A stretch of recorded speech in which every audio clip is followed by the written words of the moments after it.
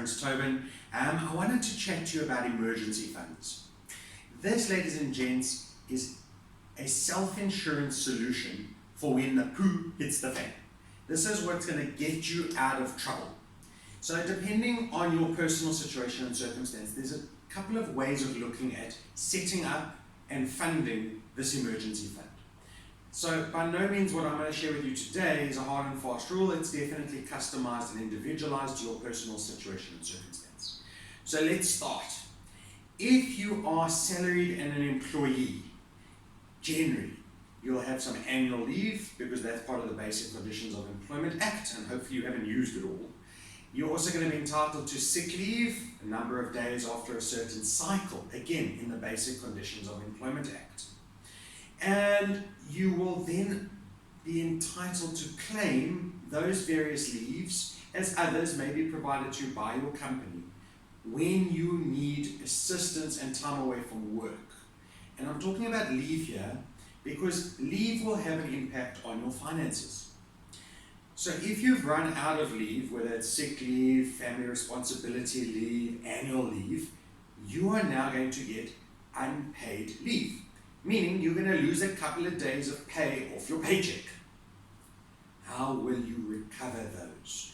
This is why you need an emergency fund. Self-employed people, people that own their own businesses, people that are in the entertainment industry, people that are in financial services like me, people that are like my uncle, an electrician, people that are doctors, dentists, physios, chiropractors, everybody that is exchanging time for money, without any doubt, you must, I'm giving advice here, you must have an emergency fund. The advice button is now switched off.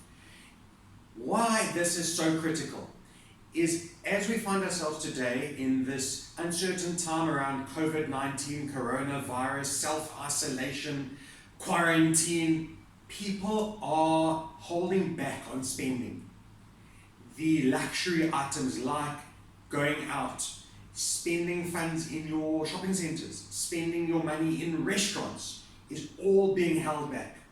So now, unfortunately, the victims of this are your waiters, your waitresses, barbers, hairstylists, and everyone that is self-employed is now taking a beating. Where do you get leave? You don't. You can't now go to your boss, because you are your boss, and ask for leave. I mean, obviously you just take leave, but that's going to have a financial impact. So what do? This is why it is critical to have at least 3 to 6 months. Did you hear me? 3 to 6 months of living expenses in an emergency fund. Now, what is an emergency fund? Ladies and gents, this is not an investment. This is not something you're looking for the highest possible return. This is not something you've locked away in a clever product that's got bells and whistles. This is something you need to keep simple. Some people like to save it in their bonds. Yeah, there's pros and cons to that. That's for another video. What about if the bank puts a pause on access to your access bond? As some banks did during the 2008-2009 global financial crisis, the credit crunch, we dubbed it. And now you can't access your access bond. How are you going to get your emergency money? So, my point of call, and what I do personally, I have a money market account. I have built up that money market account, and it takes a long time. And I think this is why emergency funds aren't sexy. No one likes to do them because it's not fun, it's not lacquer. But it's better to be lacquer than to be in the poo. Trust me. So you need to now figure out how much is 3 to 6 months of living expenses. Living expenses is enough to cover your debit orders, not the luxuries. So those of you that have streaming video services, maybe you need to let that stop for a couple of months. But you can't stop your bond or rental payment. You can't stop your transport costs. Okay, I know we're under self-isolation, a lot of us, but you still might have a car installment due. You need to pay that. Otherwise, those people at the finance house are going to come take your car away. You need to still be able to pay for your cell phone, data, food, medical aid, medical scheme coverage, your insurance, your investments. Don't stop these things. You need them. This is a blip in the radar. So you need to be able to recover and keep going forward. So you need to work out now all these living expenses, things like school fees need to be paid. Right, so everything that needs to be covered on a monthly basis, you now work out a figure. If you don't have this, and it's easy to look at because you look at your budget, but if you don't have a budget, go and get 3 months of bank statements. Generally they're free, they're on your internet banking profile if they aren't emailed to you, and figure out how much your 3 to 6 months of living expenses are. 10 grand, 15 grand, 50 grand, whatever it might be. And you need to multiply that by 3 or 6, whatever you're comfortable with. And that is your goal. That is the first thing you need to fund. So I'm keeping the numbers simple. You need 100,000 Rand emergency fund.